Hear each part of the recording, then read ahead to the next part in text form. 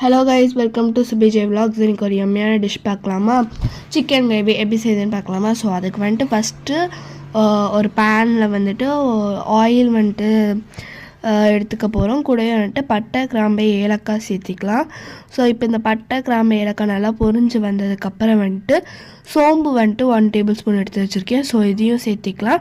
So இப்போ சோம்பு நல்லா பொரிஞ்சு வந்ததுக்கப்புறம் வந்துட்டு 4 பிக் சைஸ் ஆனியன் வந்துட்டு கட் பண்ணி வச்சுருக்கேன். ஸோ அதையும் வந்துட்டு நம்ம கூடவே சேர்த்திக்கலாம். ஸோ இப்போ இது நல்லா வந்துட்டு கோல்டன் ப்ரௌன் ஆகிற வரைக்கும் சாட் பண்ணிக்கலாம். சாட் ஆனதுக்கப்புறமேட்டுக்கு வந்துட்டு 1 tablespoon of ginger garlic paste வந்துட்டு எடுத்து வச்சுருக்கேன். ஸோ இப்போ இதுவும் நல்லா மிக்ஸ் ஆனதுக்கப்புறம் ரெட் சில்லி பவுடர் 1 டீஸ்பூன் வந்துட்டு எடுத்து வச்சுருக்கேன். ஸோ இப்போ இதையும் சேர்த்திக்கலாம். இது உங்கள் நீருக்கு ஏற்ற மாதிரி சேர்த்திக்கோங்க.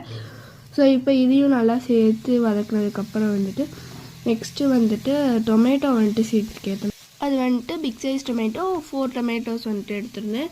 ஸோ கூடவே 2 chillies and 1/2 cup of curd வந்துட்டு சேர்த்திக்கிறேன். ஸோ இப்போ இதை வந்துட்டு நல்லா வந்துட்டு மிக்ஸ் பண்ணிக்கணும். நெக்ஸ்ட்டு வந்துட்டு 1/2 kg ஆஃப் சிக்கன் வந்துட்டு எடுத்து வச்சுருக்கேன்.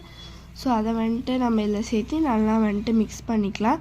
கூடவே coriander powder, turmeric powder and then garam masala சேர்த்து இதை வந்துட்டு நல்லா மிக்ஸ் பண்ணிக்க போகிறோம். நெக்ஸ்ட்டு நல்லா மிக்ஸ் பண்ணதுக்கப்புறம் சால்ட்டும் சேர்த்திக்க போகிறோம். சால்ட்டு சேர்த்துனதுக்கப்புறம் வந்துட்டு ஸோ இப்போ இது வந்துட்டு நல்லா பாயில் ஆனதுக்கப்புறம் வந்துட்டு வாட்டர் வந்துட்டு 1 கப் சேர்த்திக்கிறேன். கூடவே வந்துட்டு இது கோகோனட் பேஸ்ட் வந்துட்டு ரெடி பண்ணி வச்சுருக்கோம். ஸோ அதையும் வந்துட்டு சேர்த்திக்கலாம். ஃபைனலி வந்துட்டு கொஞ்சமாக பெப்பர் சேர்த்தி நம்ம வந்துட்டு மிக்ஸ் பண்ணிக்க போகிறோம். ஸோ இப்போ இது நல்லா பாயில் ஆகட்டும். நல்லா சிக்கன் குக் ஆனதுக்கப்புறம் வந்துட்டு கார்னிஷிங்க்கு வந்துட்டு கொரியாண்டர் லீவ்ஸ் போட்டுக்கலாம்.